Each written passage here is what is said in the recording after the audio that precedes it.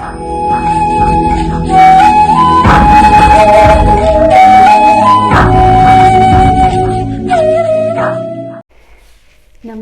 जी सभी को। I welcome you all in the next video. मैं आज कह दूंगी एंड आप सभी को अस्सलाम वालेकुम and greetings to all of you in the next video of thermodynamics.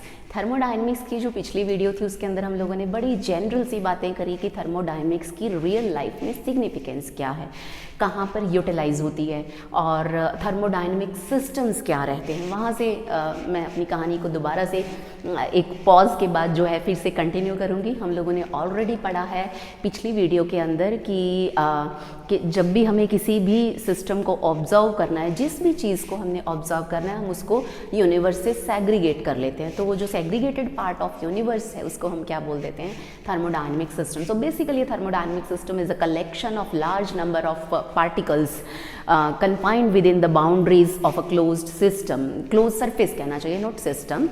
सो एक क्लोज सरफेस के अंदर कन्फाइंड बहुत सारे लार्ज नंबर ऑफ पार्टिकल्स के ग्रुप को हम थर्मोडायनामिक सिस्टम बोलते हैं और उनकी एक स्पेसिफिक वैल्यू रहती है, प्रेशर, वॉल्यूम, टेम्परेचर और भी जो अदर थर्मोडायनामिकल वेरिएबल्स हैं उन सब की वैल्यूज़ रहती हैं स्पेसिफिक।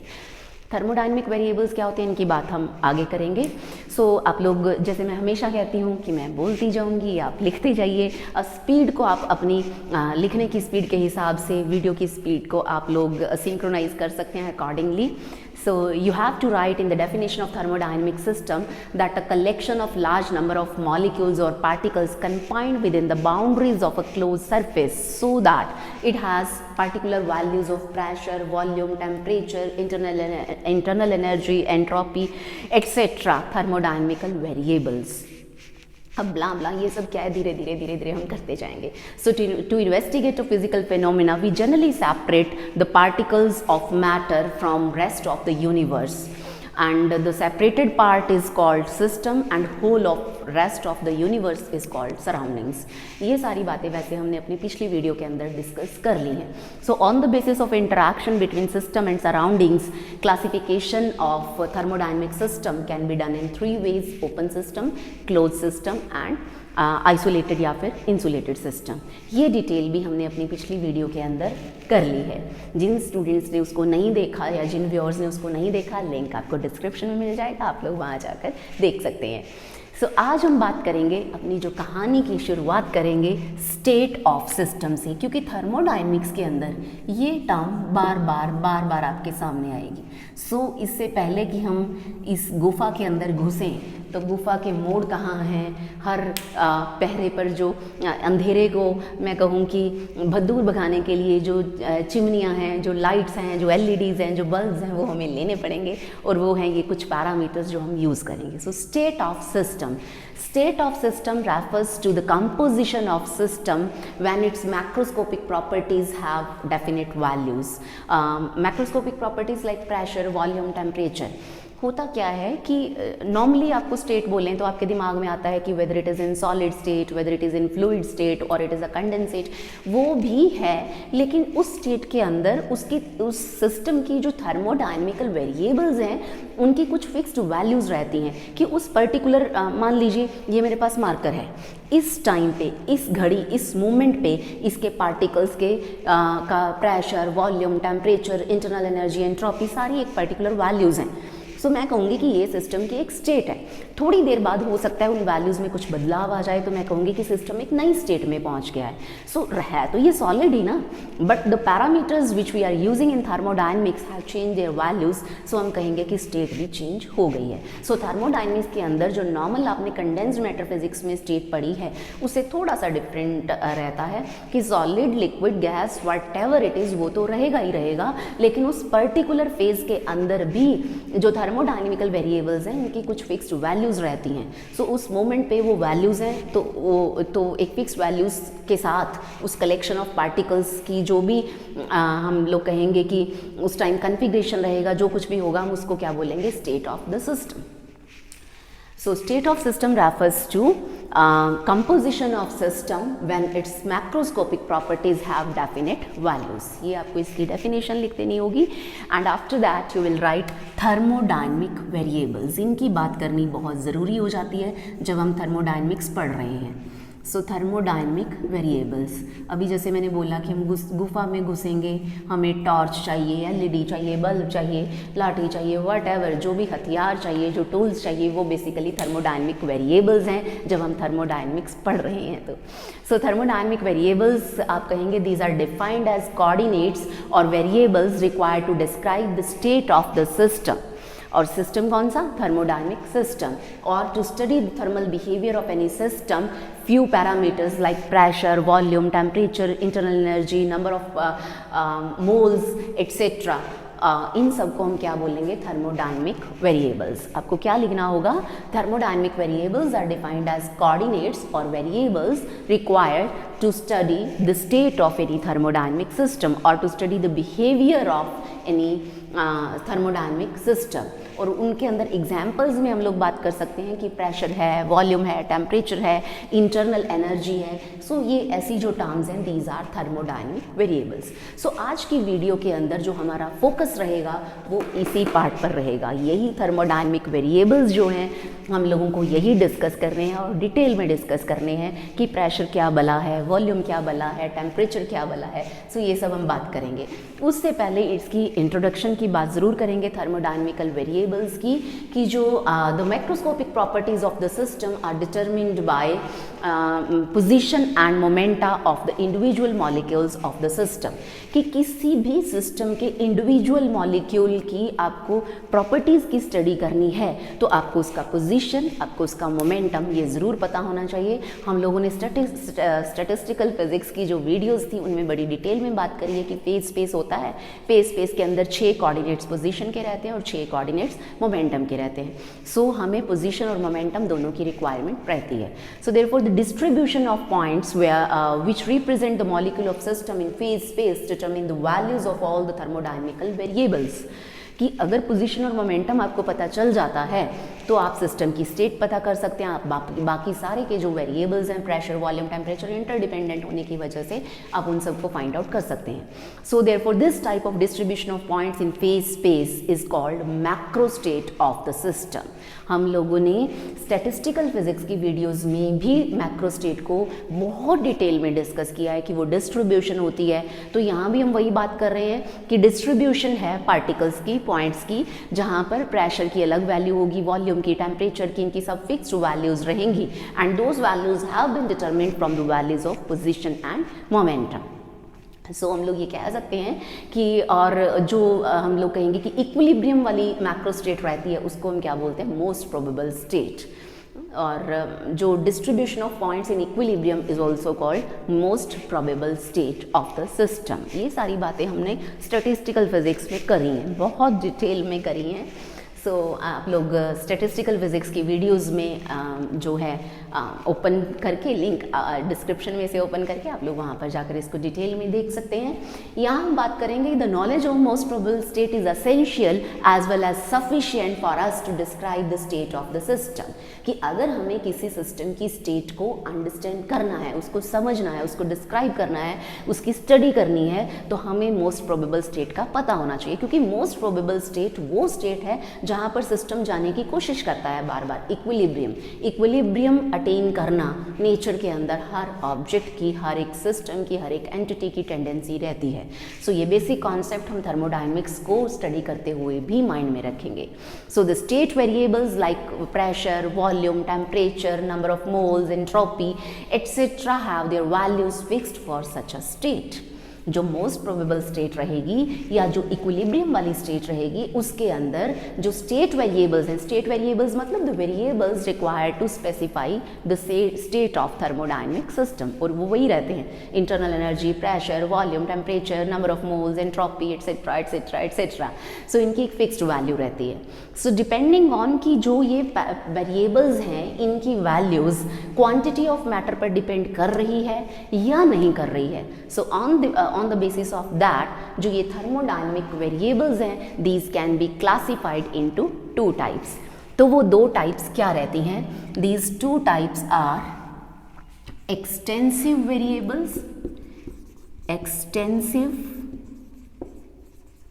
वेरिएबल थर्मोडायनेमिकल वेरिएबल्स होते हैं, एंड इंटेंसिव थर्मोडायनेमिक वेरिएबल्स। तो ये दो कैटेगरीज, ये दो क्लासेस इनकी रहती हैं। नेम्स इंटेंसिव, इंटेंसिव मतलब इंडिपेंडेंट, इंडिपेंडेंट किससे? The variables which are independent of quantity of matter are called thermodynamical intensive variables. जिन वेरिएबल्स की वैल्यू सिस्टम की नंबर ऑफ पार्टिकल्स, उसके नंबर ऑफ, या मैं कहूँ कि उसके अंदर मैटर कितना है, अमाउंट ऑफ मैटर पर डिपेंड नहीं करती, उनको हम बोलते हैं इंटेंसिव। इंटेंसिव और इंडिपेंडेंट IN से शुरू हो रहे हैं, यहाँ से याद हो जाता है। सो जो वेरिएबल्स इंडिपेंडेंट रहते हैं क्वांटिटी ऑफ मैटर पे, उन वेरिएबल्स को हम क्या बोलते हैं? Intensive variables. लाइक टेम्परेचर, हमें पता है कि टेम्परेचर, अब जैसे ये मार्कर है, इस मार्कर को बड़ा छोटा कर देने से इसका टेम्परेचर बढ़ेगा या कम होगा? ऐसा नहीं होगा, हमें समझ आता है। सो it is intensive variable. Temperature है, डेंसिटी है, सो ये टर्म्स इंटेंसिव वेरिएबल्स हैं। अगर मैं बात करूँ एक्सटेंसिव की, ये बिल्कुल रिवर्स हो जाता है। दो thermodynamical variables which depend on amount of substance, which depend on quantity of matter, कि सब्सटेंस की अमाउंट को घटाने या बढ़ाने से जिनकी वैल्यूज़ के अंदर चेंज आ जाता है, उनको हम बोलते हैं एक्सटेंसिव वेरिएबल्स। एक्सटेंसिव, एक्सटेंशन, तो like volume, entropy, number of moles, ये जो टर्म्स हैं ये अमाउंट ऑफ मैटर पर डिपेंड करती हैं। जैसे इस मार्कर को मैं बड़ा करूँगी, इसका वॉल्यूम बढ़ जाएगा, इसके अंदर नंबर ऑफ पार्टिकल्स आएंगे ज़्यादा, तो रैंडमनेस बढ़ेगी, तो एंट्रोपी बढ़ जाएगी। मास जितना ज़्यादा मैटर इकट्ठा करूँगी उतना ही मास बढ़ते चला जाएगा। सो ये कैटेगरी हो गई थर्मोडायनेमिकल वेरिएबल्स की, ऑन द बेसिस ऑफ कि क्वांटिटी ऑफ मैटर पर उनकी डिपेंडेंस है या नहीं है। तो ये बड़ी जनरल इंट्रोडक्शन थी। अब हम वन बाय वन करके हम उन सारे पैरामीटर्स को स्टडी करेंगे, उन सारे थर्मोडायनेमिकल वेरिएबल्स को स्टडी करेंगे जिनकी रिक्वायरमेंट हमें आगे थर्मोडायनेमिक्स की गुफा के अंदर घुसते हुए ज़रूरत पड़ेगी। सो गुफा नाम बोलते ही आप लोग भूतिया मत समझ लीजिए, बड़ा इंटरेस्टिंग सब्जेक्ट है और सारे वेरिएबल्स हम अभी नहीं डिस्कस कर पाएंगे। जहाँ जहाँ जो आते जाएंगे करते जाएंगे। जो मेजर टर्म्स हैं, जो बार बार, जैसे मैं बार बार बोल रही हूँ, वॉल्यूम है, प्रेशर है, टेम्परेचर है, सो इन टर्म्स की बात हम अभी करेंगे। So let us discuss this.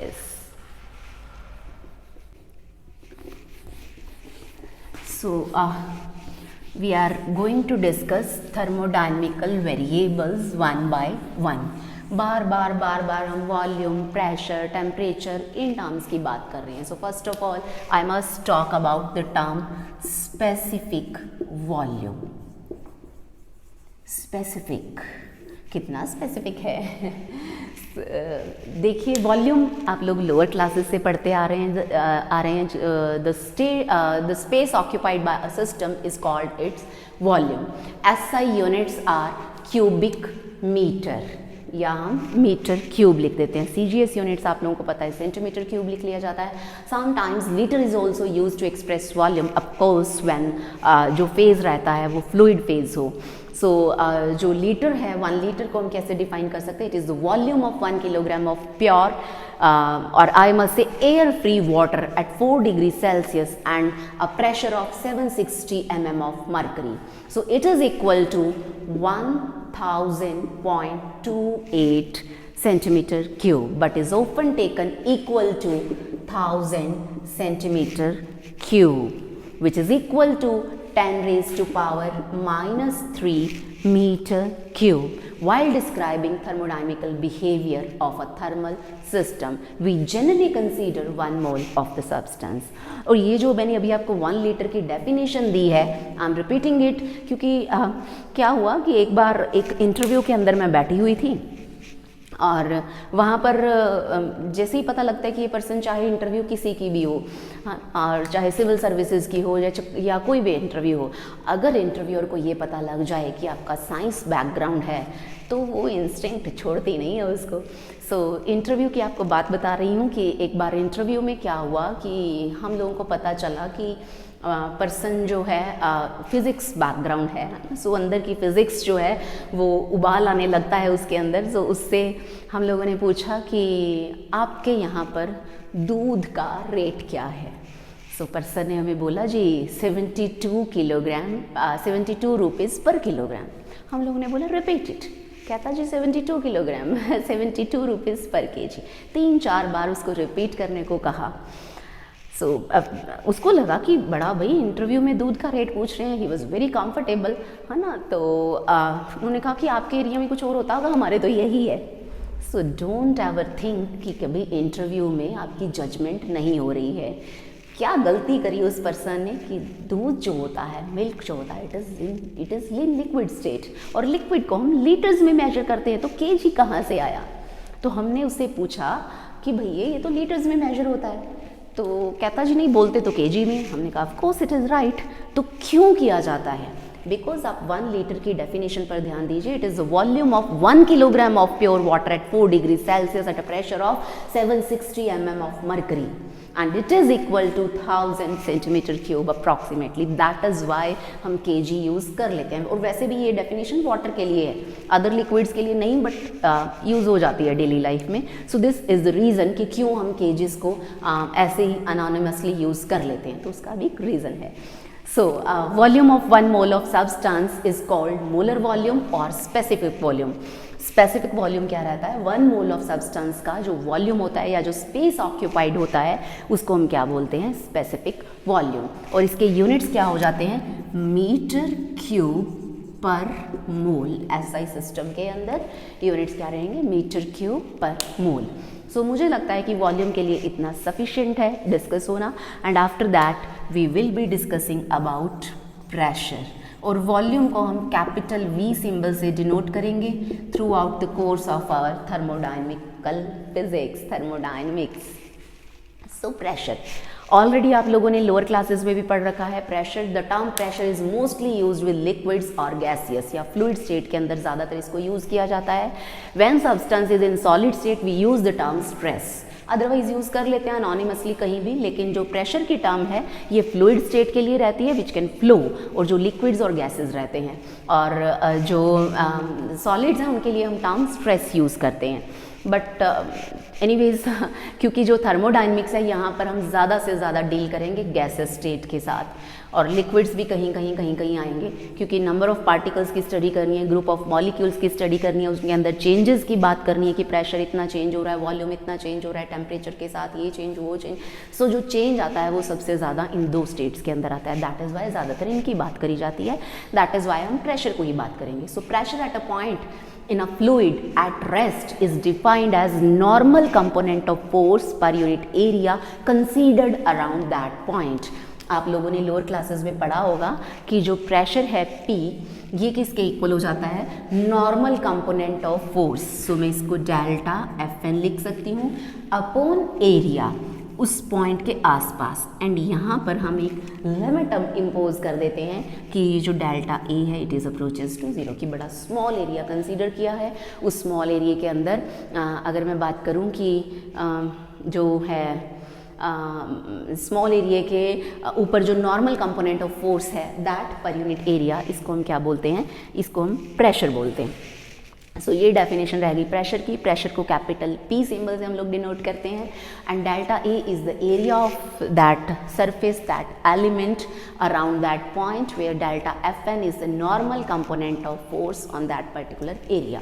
तो इसके जो SI यूनिट रहेंगे फोर्स के, न्यूटन महाशय। आप कहेंगे न्यूटन ने टांग अड़ानी कहीं छोड़ी नहीं है। सो नहीं छोड़ी है, that is why he is termed as father of physics. So newton per metre square, जिसको हम पास्कल भी बोलते हैं, we also call it Pascal. So 1 Pascal is defined as 1 Newton force, 1 Newton normal force acting on 1 meter square area on the fluid at rest. ये बड़ा important है कि equilibrium में जब होता है, रेस्ट पे जब होता है, तब हम इसको डिफाइन करते हैं। सो जो प्रेशर रहता है, pressure in gaseous thermal system is also expressed in atmosphere. Gas के केस में इसका जो यूनिट होता है वो एटमॉस्फेयर भी होता है। ATM से हम डिनोट करते हैं।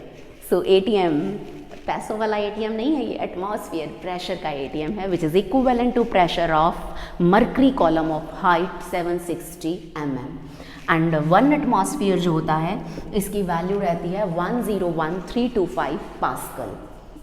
101325 pascal, this is the exact value of 1 atmosphere pressure. तो ये कहानी हो गई है प्रेशर की, वॉल्यूम की। अब हम बात करेंगे टेम्परेचर की। टेम्परेचर नाम सुनते ही टेम्परेचर नहीं हो गया, बढ़ तो नहीं गया बॉडी का, कम तो नहीं हो गया। सो ऐसा नहीं है, टर्म्स बहुत इजी हैं, एक बार अंडरस्टैंड करने की ज़रूरत है। So next term is temperature. The next parameter which we must understand is temperature। आप लोगों ने इसको भी पढ़ा हुआ, वैसे पिछली वीडियो के अंदर हमने हीट और टेम्परेचर के डिफरेंसेस भी करे थे। Temperature is basically degree of hotness of a system, कि कोई सिस्टम कितना गर्म है। When two thermal systems interact with each other, exchange of energy takes place between them. The thermal energy flows from a system at higher temperature to the system at lower temperature। हम लोगों ने already discuss किया हुआ है कि जब temperature का difference होता है दो बॉडीज़ में तो हीट फ्लो करती है from higher temperature to lower temperature. So temperature हमें ये बताता है कि भैया ये चीज़ इतनी गर्म है, ये चीज़ इतनी ठंडी है। सो डिटेल आप लोगों ने पढ़ी हुई है इसकी भी, और इंट्रोडक्शन हमने यहाँ कर ली है। और ज़्यादा डिटेल कन्वर्जन्स वगैरह वीडियो का लिंक आपको डिस्क्रिप्शन में मिल जाएगा। हमने सेपरेटली भी इसको डिस्कस किया हुआ है और ऐसा ही यूनिट टेम्परेचर के रहते हैं केल्विन, डिग्री सेल्सियस में भी इसको मेजर करते हैं, फ़ारेनहीट में भी मेजर करते हैं। और आप लोगों को यहाँ पर ध्यान रखना होगा थर्मोडायनेमिक्स में कि केल्विन में जब कन्वर्जन करनी है तो डिग्री सेल्सियस वाली वैल्यू को 273.15 अगर हम ऐड कर देते हैं तो हमें केल्विन मिल जाता है। अप्रॉक्सीमेटली आप इसको 273 भी ले सकते हैं। सो दिस इज़ कन्वर्जन, ये हमें ध्यान रखना होगा क्योंकि ऐसा ही सिस्टम जो है टेम्परेचर का वो केल्विन है। Next is internal energy. Very important term. Internal मतलब अंदर, मेरे अंदर की गर्मी, मेरे अंदर की सर्दी, सबको मिलाकर जो एनर्जी है वो मेरी इंटरनल, मेरे अंदर की एनर्जी है। So total energy contained with in a system, उस सिस्टम के अंदर हम लोग ये कह सकते हैं कि kinetic energy of the molecules, potential energy of the molecules, electrical, bond energy, जितनी भी एनर्जीज हैं उन सबके सम को हम लोग क्या बोलते हैं, इंटरनल एनर्जी। लेकिन electrical energy, chemical energy, bond energy, इन सब से ज़्यादा वैल्यू रहती है काइनेटिक और potential. So that is why जो इंटरनल एनर्जी है यू से हम डिनोट करते हैं। इसके दो मेजर कॉन्ट्रीब्यूटर्स रहते हैं, kinetic energy of the molecules because of their thermal agitation motion, and number 2 potential energy due to their mutual interaction. Energy of orbital electrons and nucleus is also considered here, but again I am saying that major contributors are kinetic energy and potential energy. और हमें ये पता है क्योंकि हम throughout thermodynamics ideal systems की बात करेंगे, we will be dealing with ideal gas, और आइडियल गैस के अंदर जो पार्टिकल्स रहते हैं वो इतने फ्री होते हैं कि उनकी जो म्यूचुअल इंटरैक्शन होती है उसको हम लोग नेग्लिजिबल मानते हैं। So whenever there is no interaction between the molecules तो पोटेंशियल एनर्जी क्या हो जाएगी, zero. So kinetic energy totally किसके ऊपर डिपेंड करेगी, काइनेटिक एनर्जी के ऊपर इंटरनल डिपेंड करेगी, पोटेंशियल का पार्ट जो रहेगा वो खत्म हो जाएगा। और काइनेटिक एनर्जी हमें पता है फंक्शन ऑफ टेम्परेचर होती है, दैट इज़ वाई जो इंटरनल एनर्जी है that is also considered here as function of temperature. So ये बात हो गई इंटरनल एनर्जी की। इसके बाद हम बात करेंगे एंथैल्पी। बहुत पढ़ा होगा आप लोगों ने इसको केमिस्ट्री में भी। Enthalpy is basically the heat content in a system eight constant pressure. अब आप कहेंगे कि इंटरनल एनर्जी के अंदर भी हीट एनर्जी इंक्लूड हो गई थी, क्योंकि हमने कहा कि internal energy was the sum of all the energies, तो हीट एनर्जी वहाँ पर आ गई थी। लेकिन उस इंटरनल एनर्जी के अंदर स्पेसिफिकली जब मैं प्रेशर कांस्टेंट कर दूँ तो जो हीट कंटेंट होता है उसको हम क्या बोलते हैं, एंथैल्पी बोलते हैं।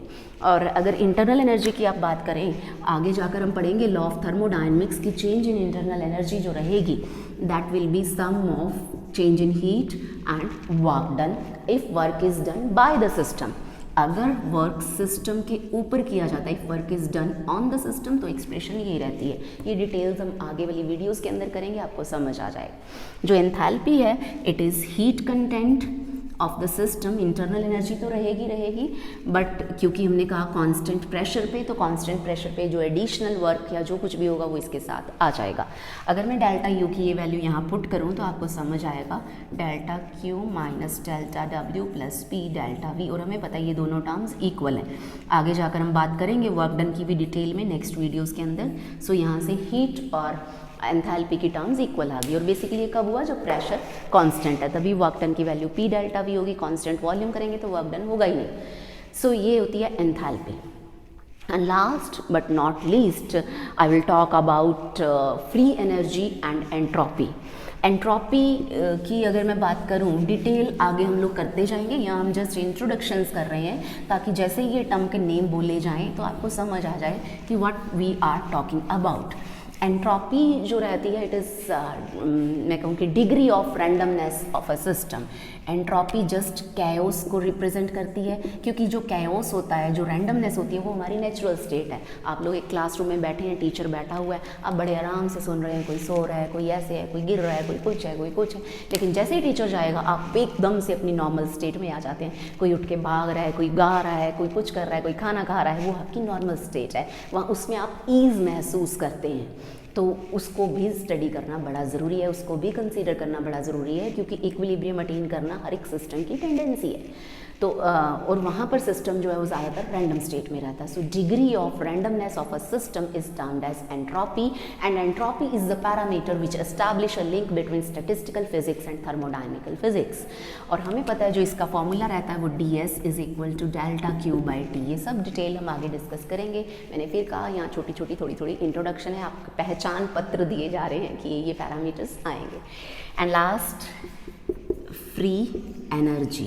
जो एनर्जी फ्री रहती है, फ्री तो कुछ भी नहीं रहता, सिस्टम जब वर्क करता है तो उसको कुछ एनर्जी फ्री स्टेट में चाहिए भी, ये अवेलेबल है भैया, इसको उठा के वर्क कर ले, उस एनर्जी को हम क्या बोलते हैं? Free energy. The energy available to do work in a system is called free energy। और मैं कहूँ the capacity of system to perform work is expressed in terms of free energy। सो और जो यानी कि ये जो फ्री एनर्जी होती है, this energy can be converted into work, कि जब सिस्टम वर्क परफॉर्म करता है तो वो इसी फ्री एनर्जी को वर्क के अंदर कन्वर्ट करता है। तो दो टाइप की फ्री एनर्जीज होती हैं, Helmholtz free energy, Helmholtz free energy, free energy को हम F से डिनोट करते हैं, और दूसरी रहती है गिब्स फ्री एनर्जी।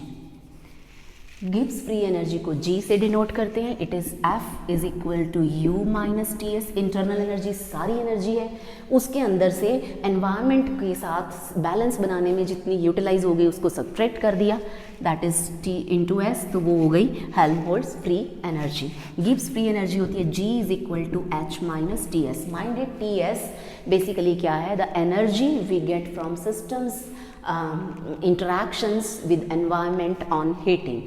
तो उसकी वजह से जो रहेगी वो आपको मैं सिंपल शब्दों में समझाऊं कि मान लीजिए एक मर्चेंट है, उस मर्चेंट का सपोज़ आप कहें कि जो सेल है एक मंथ की वो 1 लाख है, तो उसके पास 1 लाख अवेलेबल है, लेकिन उसको सपोज़ एक बाइक खरीदनी है, और मान लीजिए बाइक है 80,000 की, तो 80,000 की उसने बाइक खरीदी, तो 1 लाख में से 80,000 की उसने बाइक खरीद ली, तो उसके पास बचे कितने?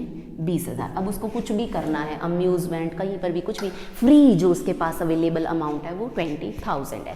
ये तो बात हो गई हेल्महोल्ट्ज़ फ्री एनर्जी की, कि इंटरनल एनर्जी जो होगी वो टोटल एनर्जी होगी, उस टोटल एनर्जी में से हमने उस एनर्जी को सब्ट्रैक्ट कर दिया जो उसको सराउंडिंग्स के साथ बैलेंस बनाने में कंज्यूम करनी पड़ गई, वहाँ पर उसने खर्च कर दी, तो बाकी इंटरनल एनर्जी कहता है कि वर्क में यूटिलाइज हो सकती है।